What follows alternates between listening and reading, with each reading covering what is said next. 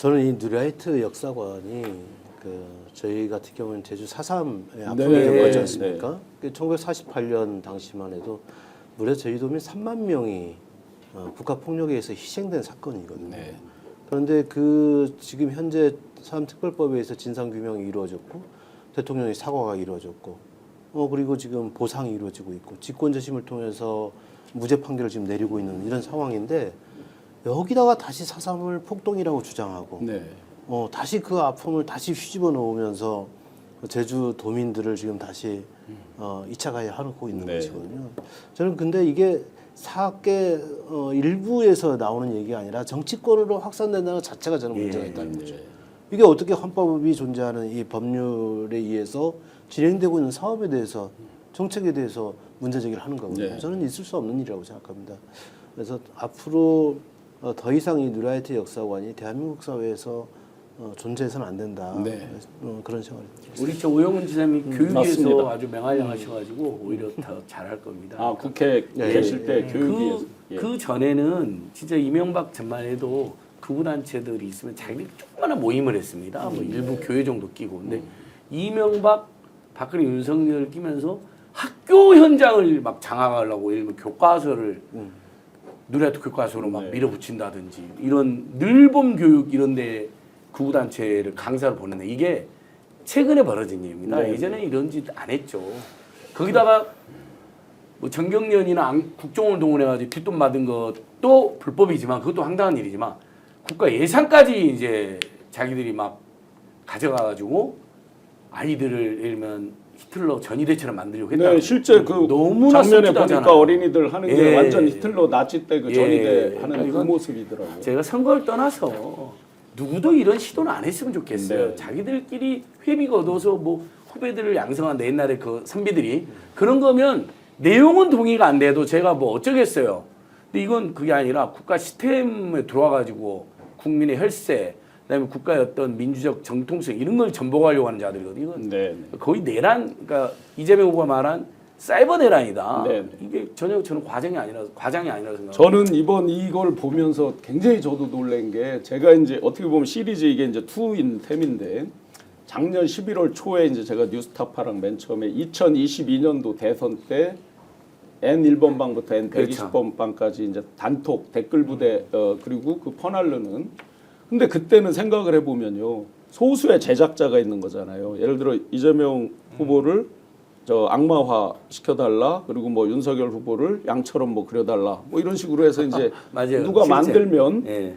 그 뒤에 뭐 특정 종교 단체가 개입이 됐니 많이 하면서 이제 이걸 배포하는 유통하는 조직이었잖아요. 그런데 이번에 이거는 정말 훨씬 더 충격적인 게 그때는 그럼 그런 걸 제작하는 사람들이 소수였던 거잖아요.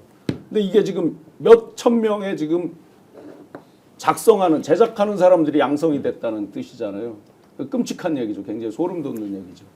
가짜 뉴스라든지 댓글, 가짜 댓글 이런 것들을 만들어내는 사람이 이제 몇 배로 늘어났다. 몇 천 명이라고 그랬으니까 양성된 사람이.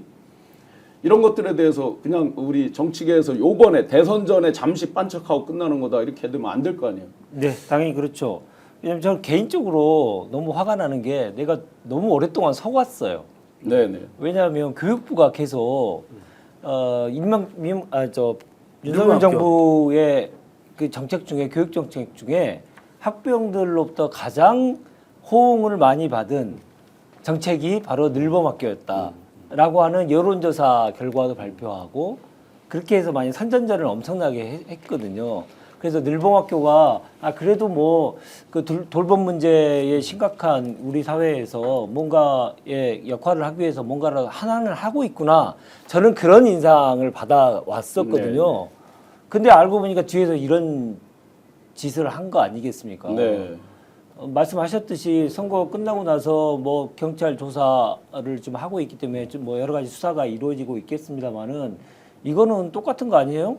네. 아니 그들 입장에서는 할 말이 없는 게 특검까지도 가도 저는 된다고 생각하는 네, 게요. 네. 예, 아니 드루킹 사건을 그렇게 들쑤셔가지고 특검하자고 난리쳤던 세력 아닙니까? 그렇죠. 그러니까 민주주의의 가장 기본인 선거에 부당하게 개입하려고 했고 그런 것들을 조직적으로 했던 것에 대해서는 뿌리 뽑아야 된다고 하는 명분으로 드루킹을 했던 세력이기 때문에 드루킹처럼 똑같이 돌려줘야 된다라고 생각하고 저는 이 문제도 역시 발본색원의 문제 차원에서 보면 교육부가 그동안 했던 이주호 지금 권한대행이 했던 사실상의 방조 행위 그리고 이런 것들을 교육부가 전혀 모를 리가 없기 때문에 그 교육부의 책임론, 이주호의 책임론까지 계속 가야 된다. 그래서 뿌리 뽑아야 된다. 저는 그렇게 생각합니다. 네, 잠깐만요. 우리 이 방송 중에 임세은 식당 우리 임세은 소장님께서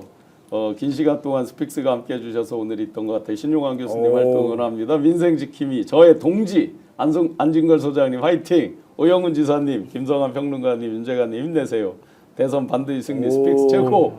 우리 저 같이 민생경제연구소에 하시는 아이고, 임세은 고맙습니다. 소장님께서 후원까지 해주시면서 오영훈 지사님이 나오시니까 쏘신 것 같은데요. 옛날에 저기 문재인 때 그래도 그때 교육이 맹활약하셨고 저기 부대변인이시고 비서관이었고 임세현 씨도 그때 부대변인이시고 그래가지고 아마 이제 반가운 얼굴도 있으니까 처음 봤는데요. 네. 첫 번째 쏘는 거. 이거 첫 번째 감사합니다. 16,000분 뜨겁게 댓글 달아주고 계신데요. 다들 들어서 임세현 소장 화이팅! 화이팅! 고맙습니다. 네, 다육시선님께서 김문수가 늘봄학교를 엄청 많이 들려서 양성한다고 공약을 했다. 제가 공약은 못 봤는데 그런 공약이 있다면 이건 완전히 혹 뉴라이트 양성 계획이었네. 다 찾아내야 된다. 교사들. 치맛바람은 이런 때 제대로 이렇게 해야지. 오마주님. 대부분 지금 지금 정말 분노의 댓글이 하도 많아서 일일이 다 읽기가 어려울 정도입니다. 근데 역시 시청자분들이 대단하시다고 예. 생각하는 게요. 그러니까 김건희가 이른바 극우 유튜버들을 대통령실로 끌어들였잖아요. 네네. 일종의 이제 제도화시키는 거잖아요.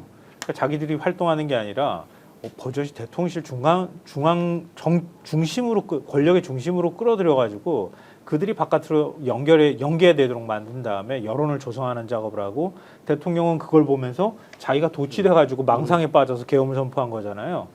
그러니까 이전에 보수 쪽이 했던 행태는 이명박 때 일정하게 자금을 지원해서 바깥쪽에다 키우는 방식이었다면 이제는 키우는 사람들이 제도권 안으로 들어오게 만드는 루트를 만들어줬다는 거예요. 그러니까 기술이 점점 지금 좋아지는 거예요. 이번에 늘봄학교도 그렇지만 또 흥미로운 거는 리박스쿨이 사이버 교육이라는 명분으로 맨 먼저 댓글팀을 만들기 시작했다는 거잖아요. 지금 보도를 보면 그러니까 사이버 교육 해줄게요라고 해서 불러들어가지고 사이버 교육을 한 게 아니라 댓글을 달 수 있는 사람의 이른바 댓글 부대를 양성했다고 하는 거예요. 그러면 사이버 교육이라고 하는 건 어디서 돈이 나왔을까? 이권이 움직인 거예요. 그 밑바탕에. 그리고 늘봄학교도 역시 마찬가지잖아요. 지금 댓글팀 구성하는 게 늘봄학교 프로그램, 지금 늘봄학교 인원들이 임시직 교사처럼 굉장히 많은 수요가 생겼거든요. 그런 이른바 단체, 사설 단체처럼 만든 다음에 사람들한테 교육시켜 주겠습니다라고 얘기를 한다고 하고, 그리고 교사가 되고 싶어 하는 사람들한테 교육시켜주고 교사 될 수 있도록 해줄 테니까 댓글 달아봅시다. 그래서 댓글 부대를 양성하는 거예요. 근데 그 늘봄학교 예산은 어디서 나오는 겁니까? 제도권에서 교육부 예산으로 나오는 거란 말이에요. 네. 그리고 늘봄학교 저도 하는 사람 봤지만 처음에 늘봄학교 교사가 됐을 때만 수수료를 떼는 게 아니에요. 그러니까 그 사람이 늘봄학교 교사를 하는 내내 한 30% 수수료를 뗀다는 거예요. 그럼 그 수수료가 다 어디 갑니까? 이런 데로 들어가는 거예요. 그러니까 그렇게 하면서 제도권 안으로 들어와서 돈이 이 사람들한테 이권이 들어갈 수 있도록 해주고 거기서 역으로 또 정치적으로 뒷받침해주는 역할들을 하는 큰 뭔가의 생태계가 만들어진 거예요. 그러니까 민주당이 나중에 집권을 하더라도 이런 생태계가 뭐가 있는지를 예산들 공무원들은 다 알거든요. 그러니까 이런 것들을 찾아내야 될 작업을 할 필요가 있겠다. 이 고리를 끊어줘야 된다. 오늘 방송 어떠셨습니까? 마음에 들었다면 구독, 좋아요로 스픽스를 응원해 주십시오. 여러분들의 구독, 좋아요는 가장 큰 힘이 됩니다. 스픽스 구독, 좋아요.